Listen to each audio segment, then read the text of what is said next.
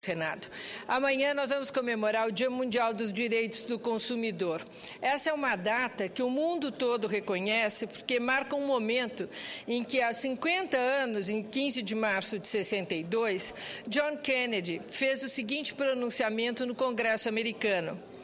50 anos atrás, consumidores, por definição, somos todos nós. Trata-se do maior grupo econômico afetando e sendo afetado por praticamente toda e qualquer decisão econômica, seja pública ou privada. Ainda assim, é o único grupo importante que normalmente não é ouvido. No bojo das comemorações foi entregue hoje, no dia de hoje, ao presidente Sarney, o relatório final da Comissão de Juristas, que desde dezembro de 2010 vem estudando propostas de atualização do nosso Código de Defesa do Consumidor, em vigor desde 1990.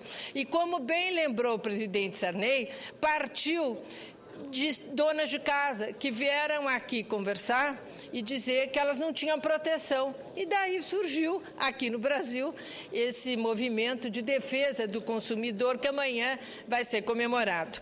A comissão atual, que está fazendo a revisão, ela é composta por juristas de notório saber a respeito do tema e que já foram realizadas 37 audiências públicas e vários assuntos foram abordados, como regras para o comércio eletrônico.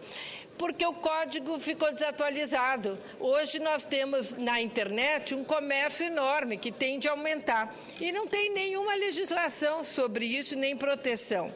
Hoje, o comércio eletrônico movimenta cerca de 30 bilhões de reais ao ano, além de medidas também que foram agora também atualizadas contra o superendividamento das famílias.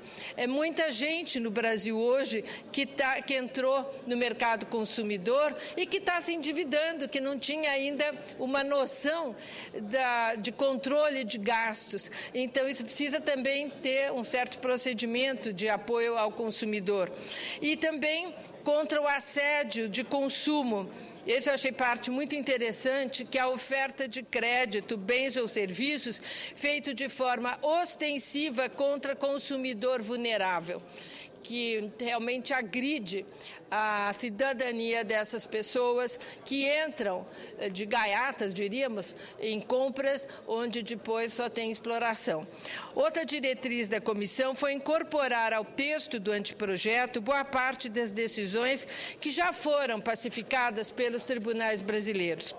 É importante dizer que o nosso Código de Defesa do Consumidor contribuiu decisivamente nesses últimos 20 anos para a construção da cidadania no Brasil, a partir da formação de consumidores muito mais conscientes dos seus direitos. Poucos, quando o Código foi feito, acreditavam que ele teria tanto sucesso.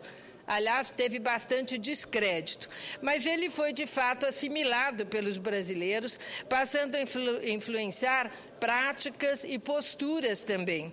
O código está desatualizado, mas é muito avançado na medida em que consolidou no ordenamento jurídico brasileiro princípios como da boa-fé ou da função social do contrato.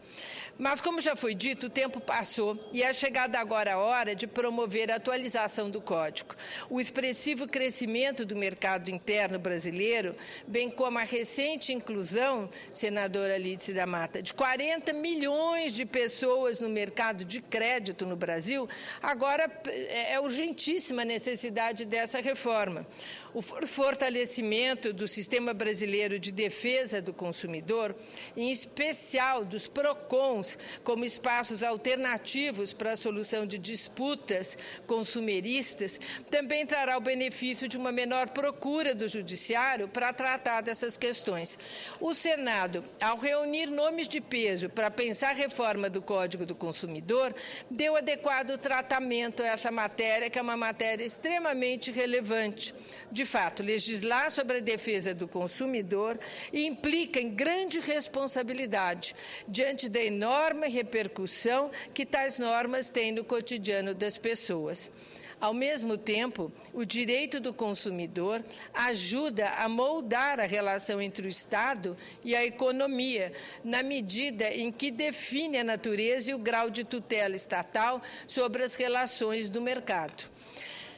Dessa forma, não seria conveniente enfrentar de maneira pontual cada uma das inúmeras propostas de alteração do Código, que hoje tramitam aqui no Congresso Nacional, o que poderia resultar numa grande confusão, numa norma contraditória e que não teria nenhum efeito quando ocorre dessa forma. Propondo uma reforma sistemática, o Senado pode dar uma resposta adequada ao desafio de atualizar o nosso Código.